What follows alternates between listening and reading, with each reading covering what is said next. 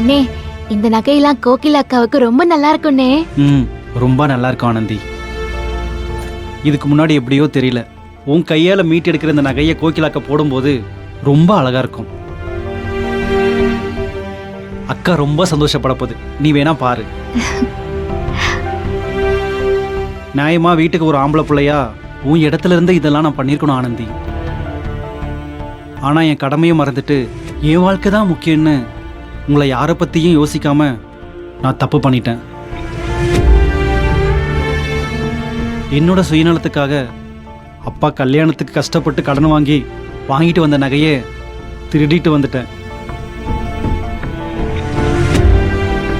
அன்னைக்கு மட்டும் நான் அப்படி பண்ணாம இருந்திருந்தா அக்காவுக்கு எப்போ கல்யாணம் ஆயிருக்கும்ல.